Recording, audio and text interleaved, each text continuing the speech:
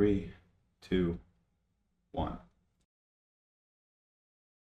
Okay, welcome back to part 6 of Building Guidewise, our series where we're going to take an Airbnb Guidebook SaaS from idea to launch, one step at a time, vibe coding the whole way. Last time we used the newly launched ChatGPT 5, and it did a really good job vibe coding. I think it's replacing Gemini 2.5 Pro for me full time, so we're going to be using that today. It's actually free right now for users in Windsurf, so we've got a lot more vibe coding to do today to take advantage of this while it's still free. I'm going to try to complete the entire project while using ChatGPT 5 while it's still free. Not today though. Today, in part 6, we're just unlocking this new big feature, which is going to be user accounts and authentication. So you'll be able to sign up, log in, see your very own guidebooks all in one secure dashboard.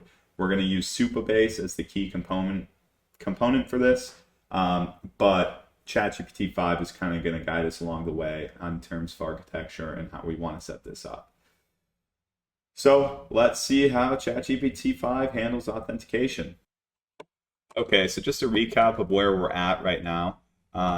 So I didn't film this, but in between our last session, I added the second PDF template here, and also added some images to be our placeholders, just that way you can see what the PDF is actually going to look like. So now you can see this is standard PDF, and you can click a preview, and it is now calling the API to generate this PDF.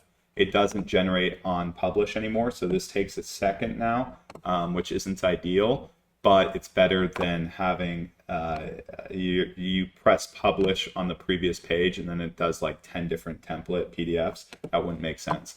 So we're just doing it one PDF at a time. Usually it doesn't take this long. I don't know what's going on, but okay. So now we have this and we have the different pages, and you can go and look, and still some bugs within this template. Like this is all messed up. We're going to worry about that later. But for right now, so that I made this other PDF template that's just super simple. This is the most basic, and that download button's not even working. Or you know what, it probably is working. It just is taking super long. Okay, so yeah, there just took forever. But yeah, you can see it. This one needs some work as well, but it does the same sort of thing. Has all the information. I made this one specifically so that way it's very easily printable in case you want to print it out and laminate it or whatever you want to do. This is just like the base model.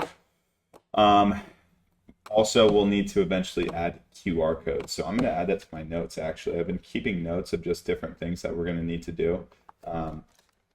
So add QR code for links. Because the idea is eventually on these PDFs, there will just be a QR code on there, printed on there, so that way the Airbnb owner can just hold up that QR and we'll just scan it, and it'll bring you straight to the site. Okay, and I did the same sort of thing with the URL templates down here, so you can select your template and then view live guidebook. And this is too slow for me. We're going to have to figure this out in the future as well, how to make this faster, because hopefully it doesn't take this long every time. I don't think it will.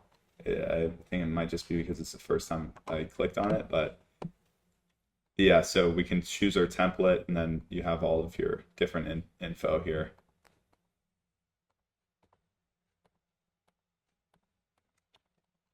And checkout info as well. So yes, it's still definitely a lot of different little fixes that we need to make on all the templates, and we also need to add more templates because just 2 is not enough. I think that I'd feel comfortable with just 3. If we just add one more PDF and one more URL template, I feel like that's enough to go to production with and start marketing this. And then we can just add more PDF templates and more URL templates as time goes on and make them more dynamic, give them more customization, so that way people can get exactly the experience that they're looking for. But for a base MVP, what we want to publish out to the world. I feel like we just need a couple really good, solid templates to choose from. And I feel like 3 is good enough. Okay, so with that being said, we need to also make this all editable and saved. So we have all of this data saved in the database, but anybody can access it, but nobody can edit it except for an admin like me, somebody who has access to the actual database. So if you don't have access to the database, you can't do anything. So what we want to be able to do is then go to their login page, their account dashboard, and see their URLs, or sorry, their different guidebooks. Right now there would only be one associated with this account. And then it would also give them the ability to edit that. So in order for this all to happen, we first need to create a login and dashboard page, and then we can focus on the editing after. So I already have Windsurf up and running. We're using GPT-5 once again, and so I'm going to give it a prompt here. Okay, we need to be able to see the guidebooks associated with each user. So a user should be able to log in and see the guidebook associated with their account and create a new one as needed. To do this, we need an authentication structure.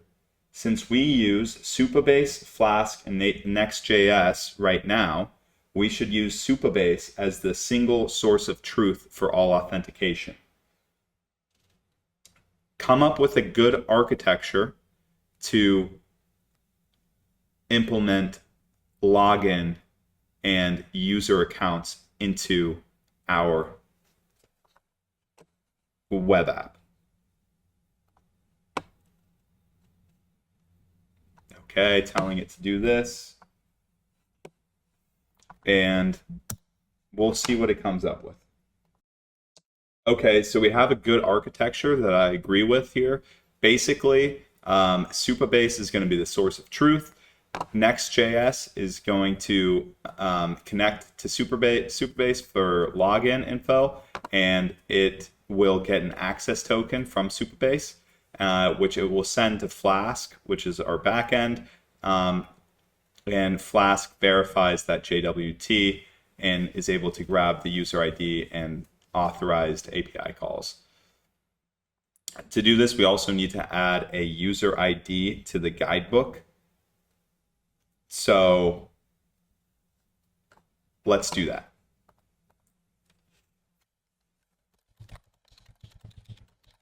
User ID to the guidebook.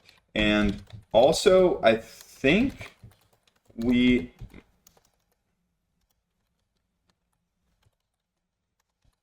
need to do it with the other models as well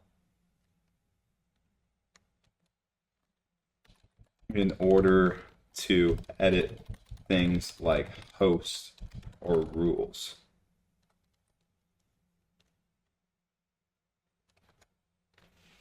I'm actually not sure on this because yeah, there's different tables, and if we just give it to the guidebook table, guidebook has a one-to-one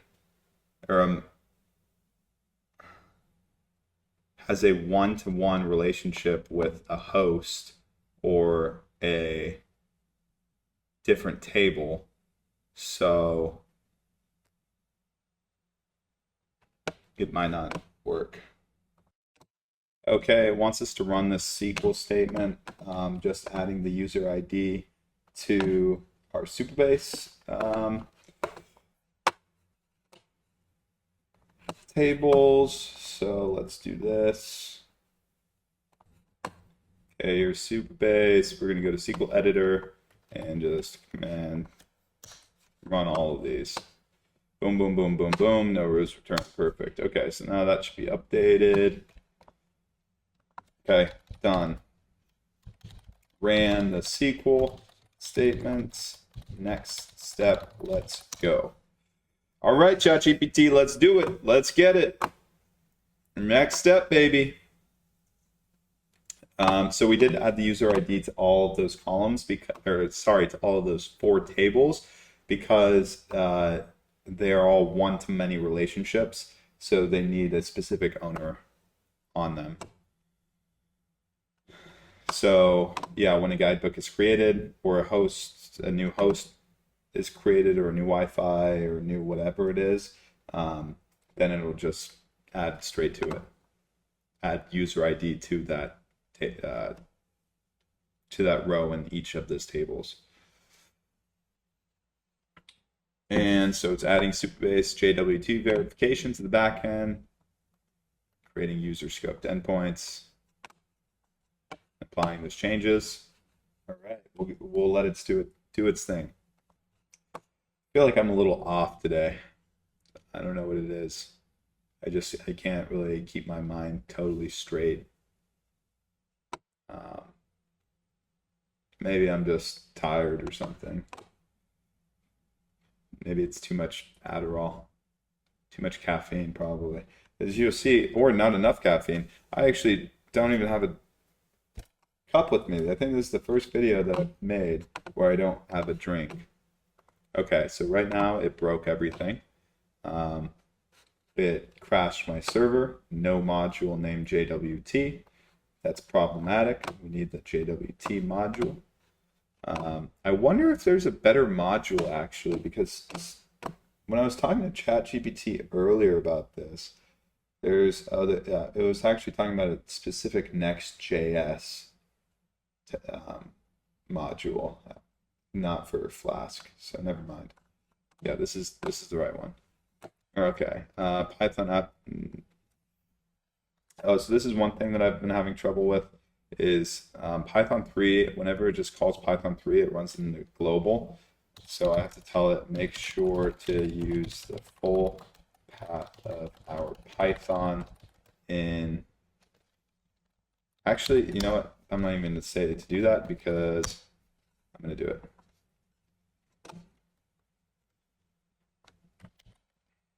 Got this error. Still getting the no module named JWT error. I do like that it, at least on the terminal commands, it'll always ask me first. It won't just auto run it, which I guess that's a setting though. I could just say to always run it.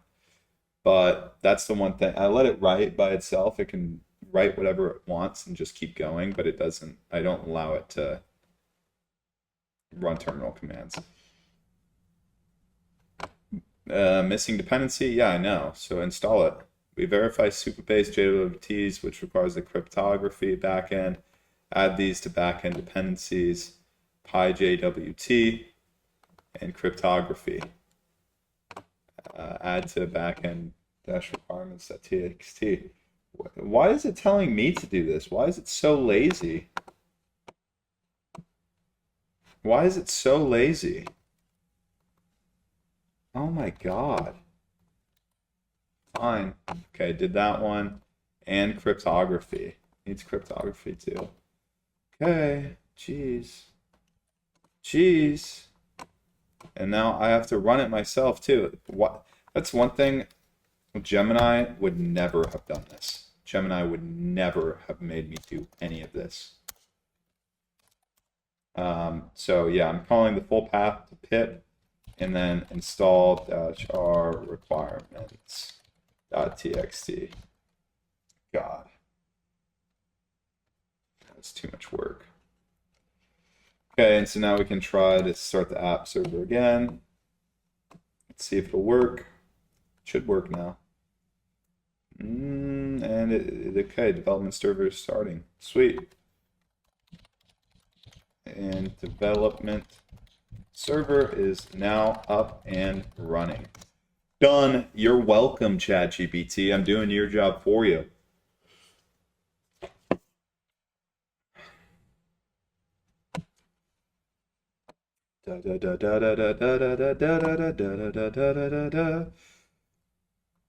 This is always like the crappy part is just waiting for the model to do its thing. Because then I get distracted.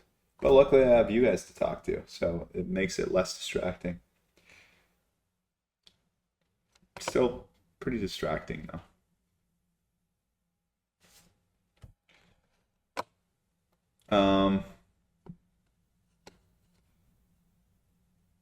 Yeah, I feel like the guidebook should actually be above the PDF templates too. That's another thing that we need to change later. All right, this is going to take a minute. I'm just going to pause this. Hold up, it's confused. Okay, so I need to stop this because it's messing up. So right now it's sending a user ID, or it's sending the access token after creating a guidebook. This is not the functionality that we want. And look, our app is broken. We want non-users to be able to create a guidebook, but we should not. Let me tell this to ChatGPT. You're making a mistake here. We want non-authenticated users to be able to create a guidebook the same way as it is currently. But in the future, when we get to editing those guidebooks, then the user will need to create an account. So allow guidebook creation without authentication for now. This also means when a guidebook is created, it won't have a user ID associated unless the user is already logged in.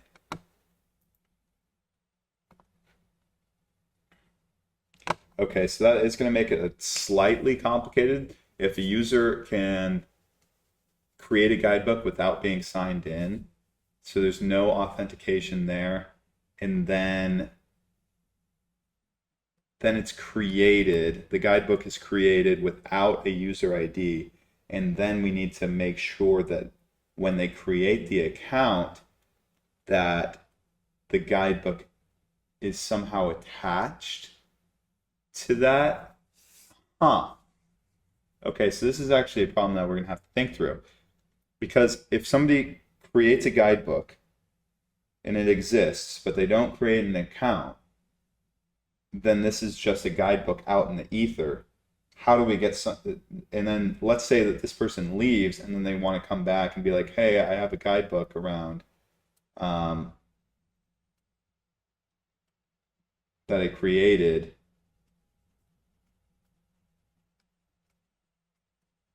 Like, how are we going to know that that's their guidebook? Because there's no user ID associated. So maybe we do, if we had them create an account beforehand and then they created their guidebook, then they had a guidebook, and then we wouldn't have any of those problems. But then I feel like some users wouldn't want to even use the whole guidebook thing because they don't want to create an account, which is legitimate.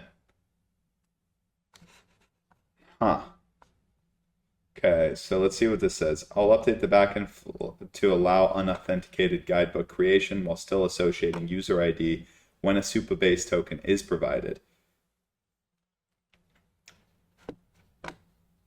This involves removing the auth requirement from API generate, making JWT verification optional inside that route, and conditionally filtering setting user ID on related models.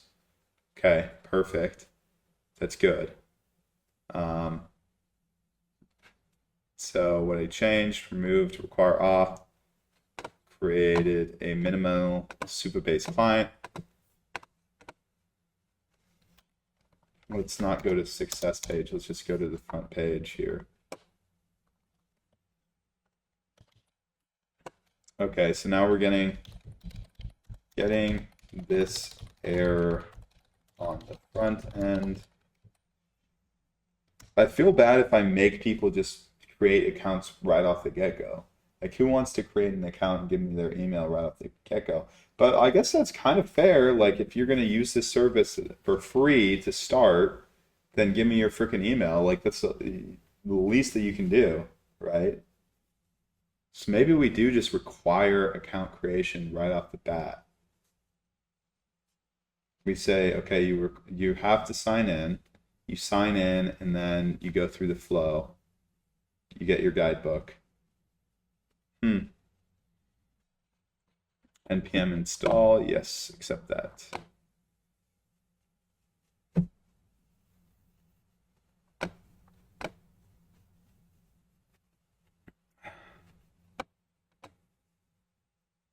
Because how else? Otherwise, we're just going to have all of these guidebooks out there in the ether with no user ID associated with them, nobody that can go in and edit them, and then they eventually will just disappear. I guess we'd have to have a cleanup job or something that runs like maybe once a week and just sweeps all those up and deletes them. Okay, let's see if this is working now. And this already doesn't work. What the heck?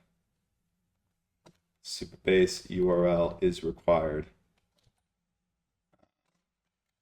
Okay, got a runtime error when clicking on create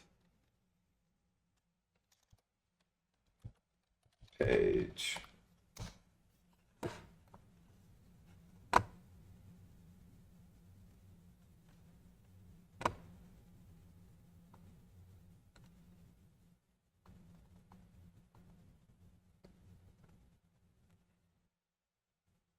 I have both of these environment variables there. What did it just edit? What is it? To address the linting. Okay, so now this is working again. Cool, cool, cool. Hey, how come I can publish this even though I don't have a location? That's broken. Because remember before we had to have... Oh my gosh. That's another problem with working with these AI agents is they'll fix one thing and create 3 other bugs. That's why they become less and less useful the bigger and longer your app exists.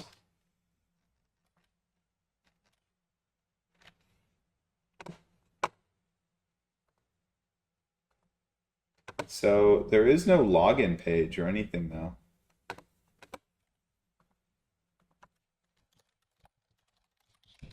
I have a login and create,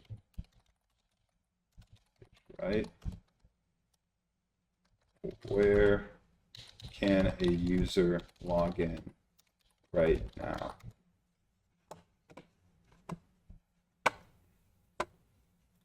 I think it just didn't create the login or the create account page, but I might just be dumb.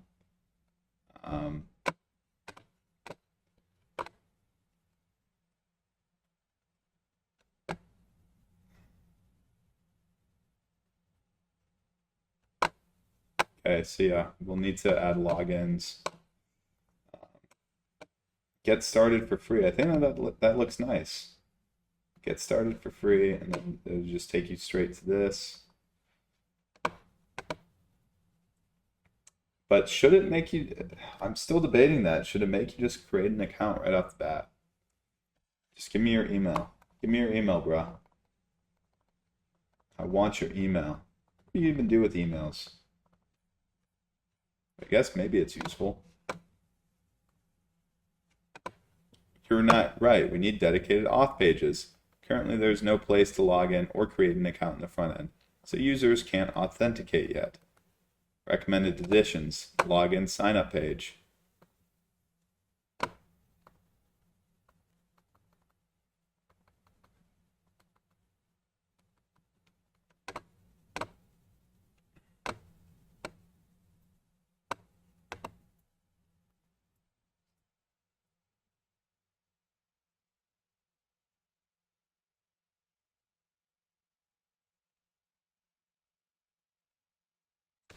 Should we do a combined page for login and sign up or separate login and sign up pages? Let's do separate.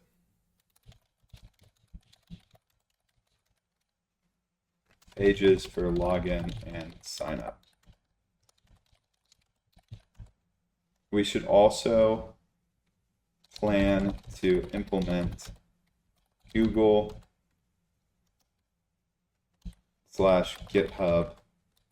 authentication in the future.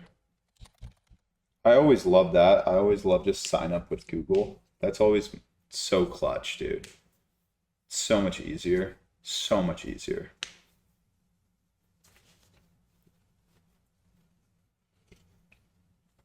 Probably not great that like all of my access to everything is associated with my Google account. So if my Google account ever gets hacked, then I'm just effed.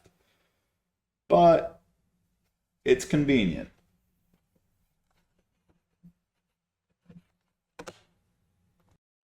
Okay, so real quick, we did have to set these two things in, or these two environment variables in our front end file. So it's very important for front end stuff.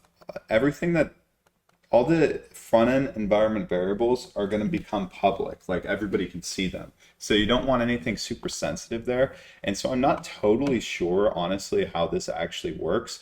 But there's these publishable API keys on Supabase. So I took this here and added this to my end file as well as my URL of my project database. So added those to the end file. And honestly, yeah, if you know how that stuff actually works, maybe let me know in the comments, because I don't really understand how this API key can be public.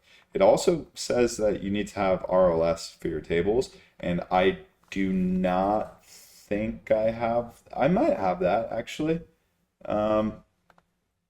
I should have it. I don't know. RLS disabled, great. Unrestricted, enable RLS for this table. Yes, please enable it. I need to enable it for all of these really. Okay, let me enable these, BRB. Okay, so I've told it to add the login and sign up to the nav bar here. So we should see this up on the top.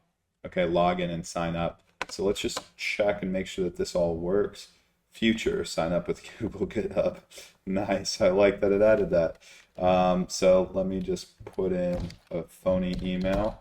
Password. Email address is invalid. What? That's my freaking email address, bro. How do you know that that's invalid? How would you possibly know that? Okay. Check your email to confirm your account. Once confirmed, you can log in. I have to confirm it first? Are you for real? It's actually going to make me do this. It's actually going to make me do this? Let me check on Supabase what this is looking like. So this is our public schema. So this stuff should all be in auth. And yeah, in users right here. So now we do have a new user, and he has his ID authenticated. Here's his email, encrypted password, email confirmed at null, confirmation token, recovery token, last sign in at. Interesting. Okay. So we have all of these different data types. Let's try login here. What was the frick? Wait, I have no idea what I put as my password. That's a problem. Let's try this. Email. And let me see if it just comes up again. Last time it just came up. Yeah, let's see if I can log in. Email not confirmed. Oh, dang it. I really do have to go and confirm my email. That's crazy. Honestly, though, I like it. Also, I hate the layout. I don't like it. I don't like the layout. It should be, instead of just being front and center like this, I want it to be like half. You know, all these new, let me go here. Let me go to, let me show you what I'm talking about. under house B, Mobbin. Mobbin, this website, guys, it knows all of the best looking, most popular things. So we go to sites, we go to, what are we trying to do here? We're trying to do logins, right? So let me just search for login then. Okay, maybe just categories. Business, no, sections, and FAQ section, hero section. What the heck? There actually is no section. Features, hero, navigation, trending, styles, sections. What? Okay, let me just look up login. Nope, that didn't work. Okay, I swear that there's some login pages. Okay, you know what? Never mind. Aesthetics don't matter right now. What's important is the actual fact that we can log in. So let me ask, well, how can we implement Google sign in? Because I know it says, okay, future login with Google GitHub. Let's do it now, guys. If we're going to do it, let's just do it. Like I said earlier, I love signing in with Google. It's so nice. It's so easy. So let's just do it, dude. Let's do it. Here's the quickest path to add Google sign in with Supabase. Enable provider, Supabase dashboard authentication providers, Google. Okay, let's go. So this is a Supabase thing. That makes it nice. So we want to go to Supabase dashboard authentication here, and configuration, sign in providers, probably third-party auth, add provider, providers, Google enable. Wait, Supabase auth, add provider. I don't see Google on here. Auth provider, oh, here. Google, disabled. Enable sign-in. Comma separated list of client IDs. How does that work? Go to Google Cloud, Google Credentials, go to Google Cloud Console, Credentials, create OAuth client ID. Authorize JavaScript origins, authorize. Okay, so now I'll need to go to Google Cloud Console and do this. Good thing I do have Google Cloud Console. At least one client ID is required. How do we get the copy client ID and client secret into Supabase Google provider settings? Okay, so let me go to Cloud Console and Credentials. Okay, Google Cloud Console. This is actually for my other thing. Let's try to go to another project. Hopefully this is fine. Get started. Thought I was already on it.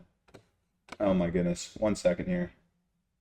Actually, you know what? I'm just going to do a really cool fast forward during this point.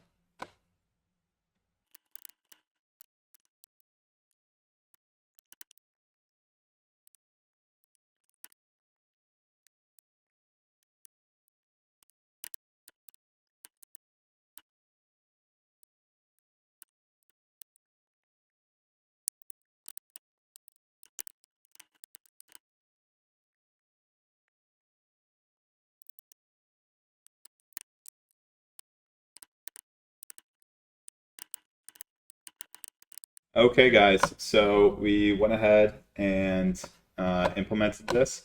And so now we can see we have this continue with Google. I added this on the clients here. And now if we sign up, which obviously the sign up and the login pages look really bad, like I said earlier, but continue with Google. And now we can actually see if this works. So let me try to continue with my Google account. Google will allow supabase.com to access. Okay, continue. Let's do it. Failed to load guidebooks, but I don't have any guidebooks, so I think that that's fine, right? But this is our dashboard page, our new dashboard page. Okay, so let's do a few things. Failed to load guidebooks. Why is it failing to load guidebooks?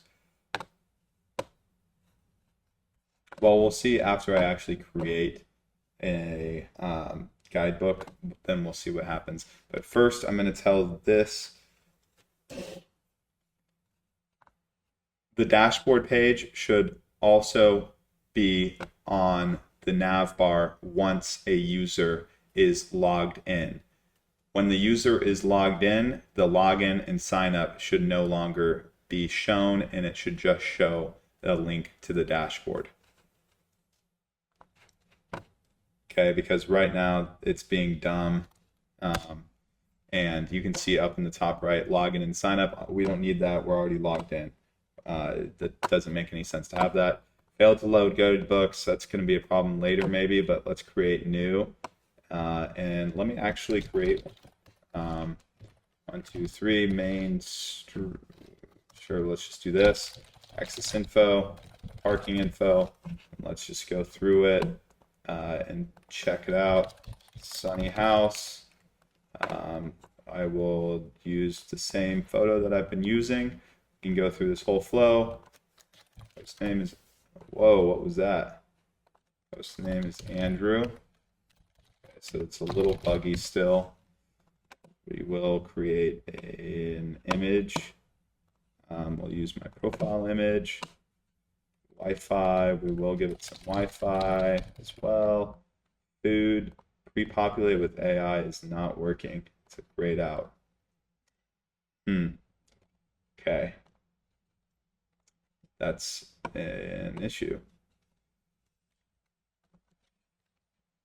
What I changed, so it did add that to the nav bar. Let's see. And you can see it is now up there on the dash bar. On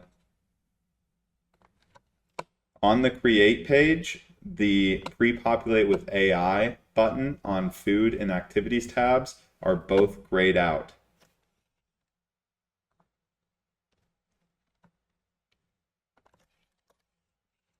I wonder why that is. There shouldn't be any authentication needed for it. And if there is, well, I am logged in, so it should be fine.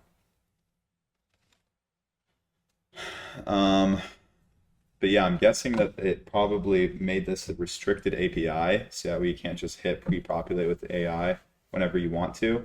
But it shouldn't be restricted. It should be totally allowed. So that's not ideal. But it should be an easy fix. We should just be able to go and say to enable when either location or any address field is filled, and use that value for. Wait, is location not filled? Oh, that's why.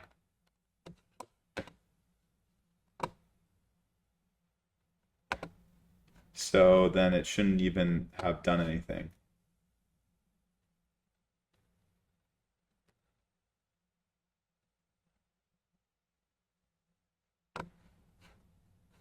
Let me reverse this because I don't even know why it's adding this code. Because the reality is I don't have a location written, which I don't.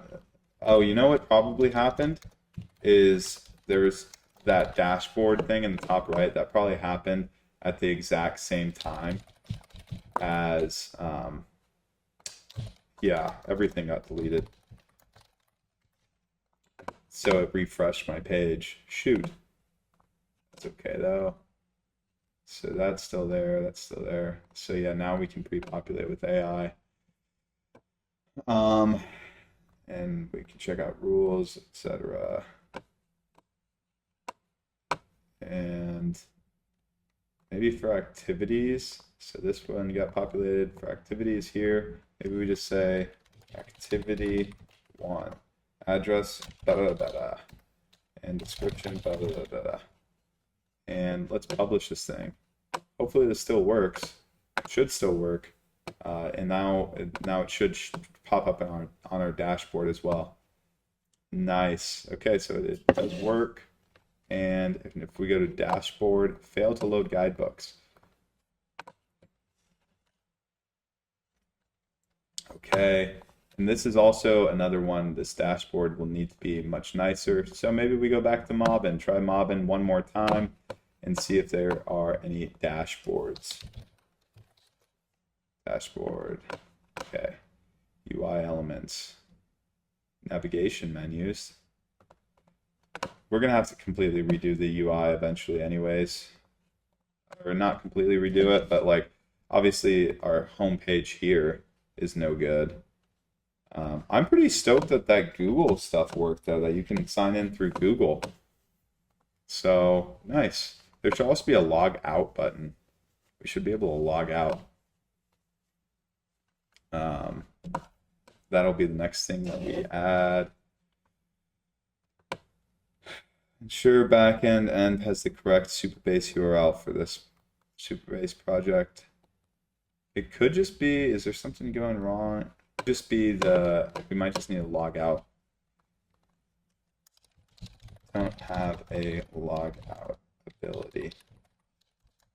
Add that and add it to the navbar and dashboard page.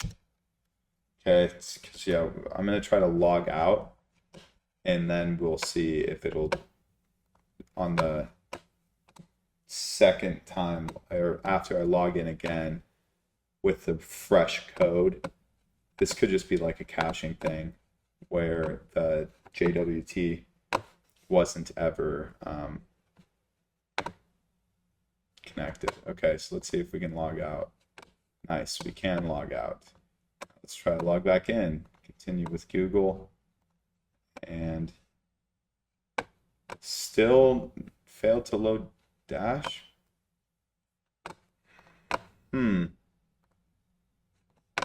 Okay.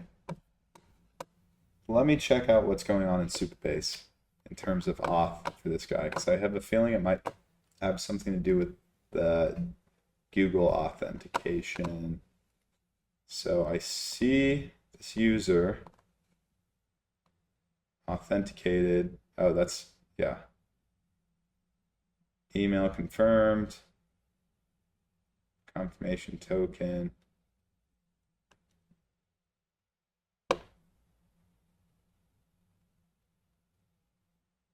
Huh.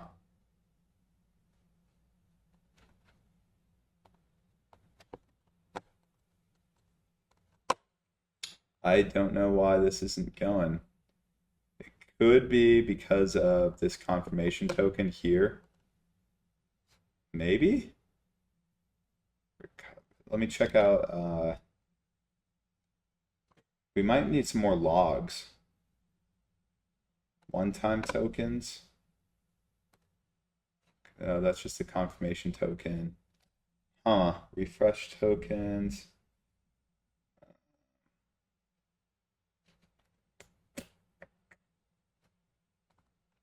Identities.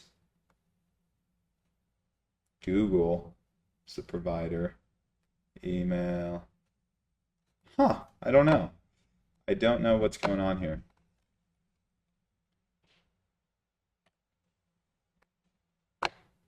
So navbar, sign out and edit a logout button. Auto-direct from dashboard to login if the token is missing, expiring.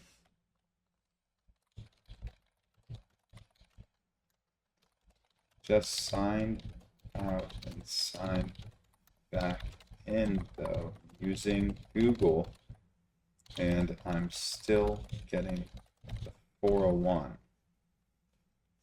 Okay, so it's suggesting if we're not authenticating properly, so we're getting this 401, then it'll simply direct us to the login page, which is correct functionality, so we should add that. But at the same time, I don't know why we're getting a 401, so we got to figure this out. This is the beauty of Auth, authentication, and user accounts. It freaking sucks. It was a pain in the booty cheeks on my last website that I was building, and I pushed it off to, this is part 6 of this series, and then just now implementing it, and man, it is one of the trickiest things to get right. So let's see what it wants us to do. I added the 401 login redirect. So now when I refresh this, it just pushed me to login. Okay, but I'm already logged in. So let's try this again. Yeah, and it's just gonna have me try it again. Okay.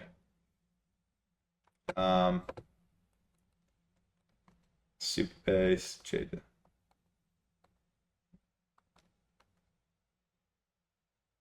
Is almost, the client has a token and is sending it. The issue is almost certainly backend verification config. Okay, so we have Superbase URL. We don't have this. I don't know what this is for.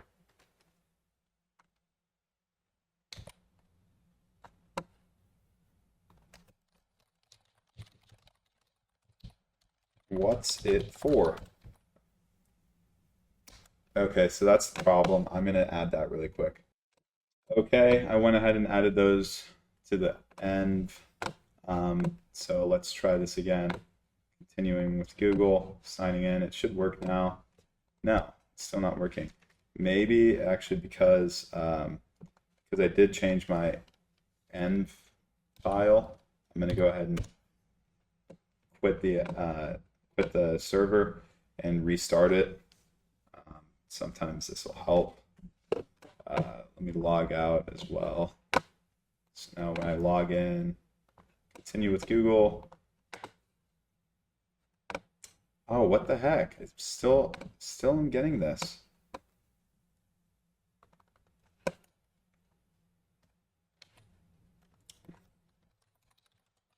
Getting the 401 even after adding those.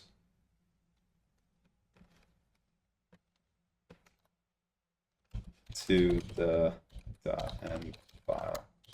Can we add logs? Okay, so I'm going to ask it to do some logs, to do some debugging. I'm going to double check my .env file. Okay, after some trial and error, it ended up being a problem with my Superbase configuration. I needed some additional environment variables, specifically a JWT secret key. But we got it working, and now we can see that I don't have any guidebooks yet, even though I should actually have one. Didn't I just create one before this? Let me try to create one again. Just really quick. Property details, I'll add that image, and we'll just go ahead and publish it from this spot, just because I want to see if it'll actually work and save to my location, to my login, to my dashboard. The next big step is going to be making this actually editable, which is not going to be easy. Okay, so here it is. It exists. Auth is the name of it. Okay, let's go to our dashboard, see our guidebooks, and we see it. Okay, Auth. This page could not be found. Why not? What is the actual URL supposed to be? View live guidebook is like this, localhost 5001, and then this whole thing. So it should be that. What is it when we go to dashboard? Localhost 3000. Oh, okay. We're doing localhost 3000. This should be localhost 5001. So we need to fix that. Let me tell this to do that really quick. Click the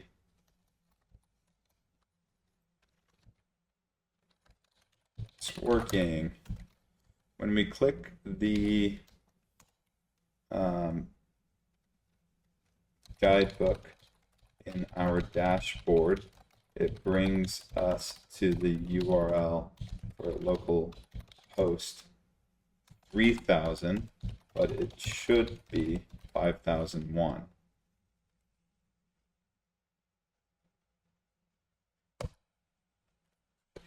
And again, this is another thing where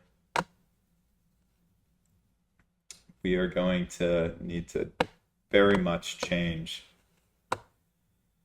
the look of this whole page, because this page looks terrible. It's Very much not aesthetic. You know, when I was watching the ChatGPT 5 drop video, which was pretty terrible, um, like people have been talking about it online about how OpenAI is a multi-billion-dollar company that has no idea how to market or name things or do like most anything good for the consumer other than just build a pretty good product. And yeah, they messed up on their charts. Um, they had some weird scientists speaking that didn't really know how to speak properly. Um, okay, this is working now.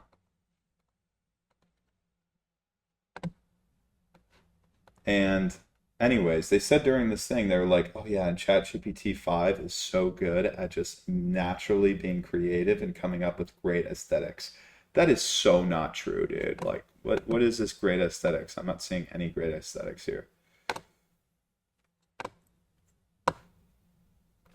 Okay. So we've got it basically working. I'm sure that there's got to be some bugs and stuff that we need to change, but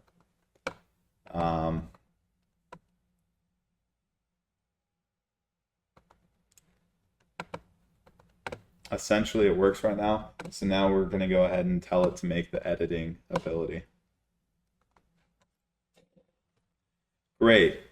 Now that a user can see his guidebooks on the dashboard, we should give him the option to edit those guidebooks. So how we should do this is if a user wants to edit the guidebook, he can click edit on the guidebook and it will bring him to a page that is the same look and feel as the create page with all of the information already populated for that guidebook, allowing him to update it at will. And then he can publish his changes and it will save to that guidebook. Okay, that was a lot that I just said there. I'm going to change it just to the database. I've also noticed when I'm having long chats with ChatGPT like this, that it gets so slow in Windsurf, so slow. I just realized my .env file is just open for the whole world to see. I guess there's nothing.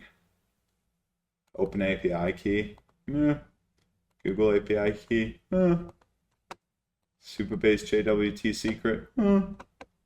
I'll blur it out. I'll blur it out in post. I need to learn how to edit, so you know how it be. Okay. Maybe I'll just cut that whole section out. I don't know. But yeah, don't preferably want everybody to see my API keys. I should probably just change them after this project anyways. Keep an eye on it. I'll be secure with it. I'm not going to give bad coders a bad name.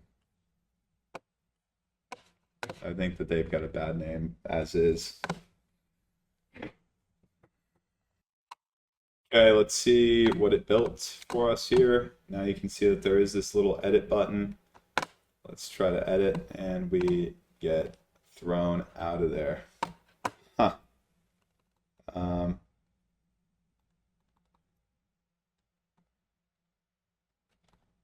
Let me try to close the server, restart it, log out. This could just be a log out, log in thing. Or it could just be broken. Okay, we're logging in. Loading guidebooks. Huh. I saw the edit there for a second. When I click edit, I get thrown back to login page. Here's the server errors.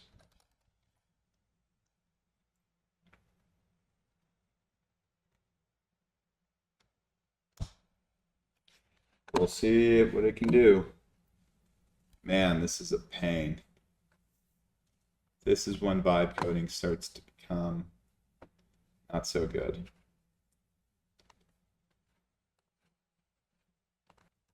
All right, and look at this, guys. We can edit. Let's see if it'll actually allow me to save. Andrew, let me see if that'll save. Publish changes. Failed to fetch. Oh my gosh, man. What's the issue here? It's not telling me much. Whoa. Insert into Wi-Fi. Null value in column network or relation Wi-Fi violates. Wait, it shouldn't be an insert into. Why would it be an insert into Wi-Fi? I didn't even have anything for Wi-Fi. Null value in column network of relation Wi-Fi.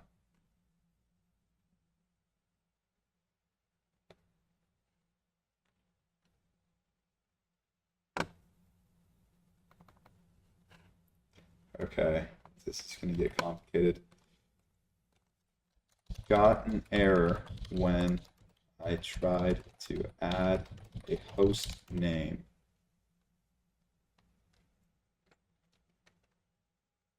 To guidebook.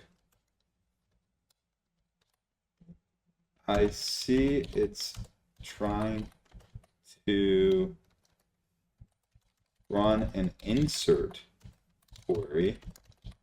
This should be incorrect, right? We should only ever run puts from this.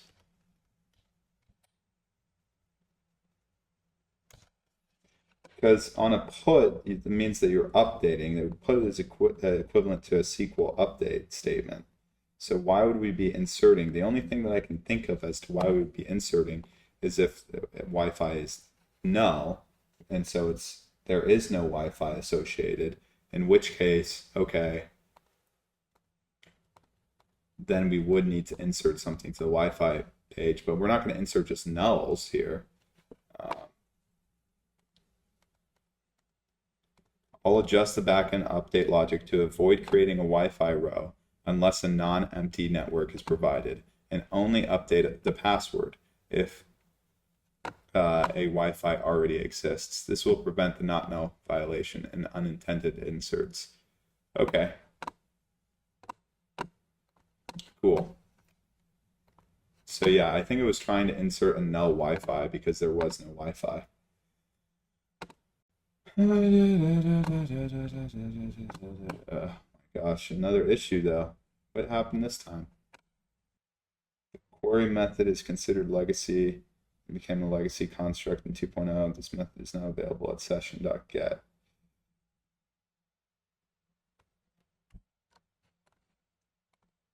Okay. Whoa, what is going on now? Did my server crash? No.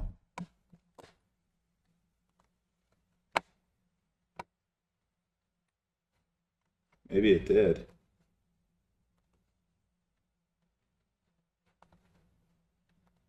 Oh wait, this is... Oh my gosh. Let me just go to localhost 5001. It's not found. What do you mean it was not found?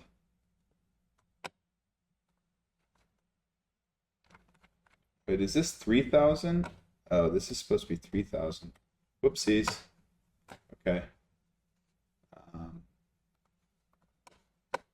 Let me go back to my dashboard. Let me see my guidebooks. Do you think that that's saved or no? Let's see if it'll even freaking load now. Wow. Also, let's check in the Supabase database. See, I guess we'll see it here, huh?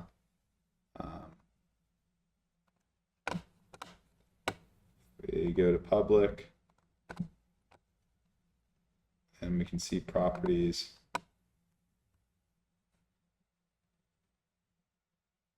Okay, property is associated with the user ID. What about host? Did the host get added? Look at that. Bio and with the new user ID. So it is there. Now the question is, did that ID 11 get associated with the guidebook?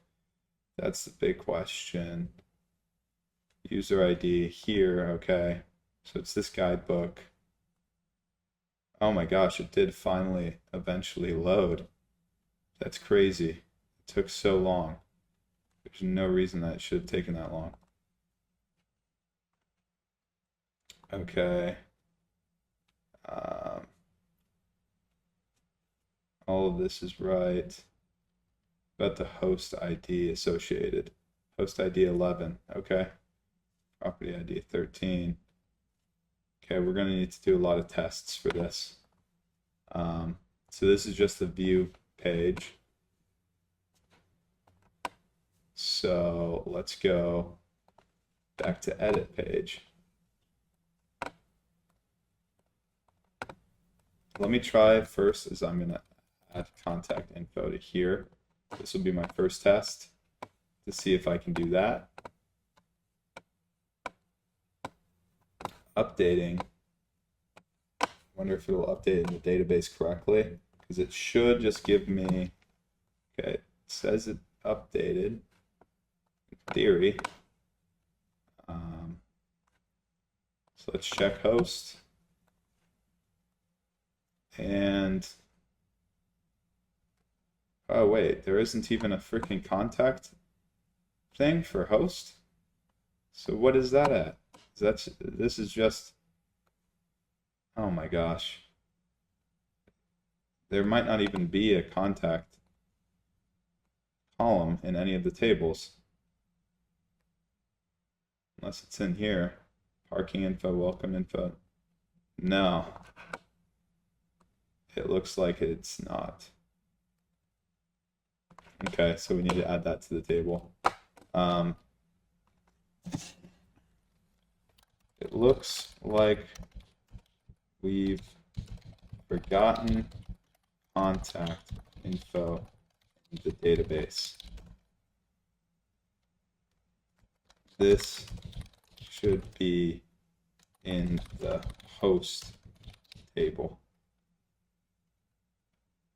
as a new column. Also need to update it everywhere.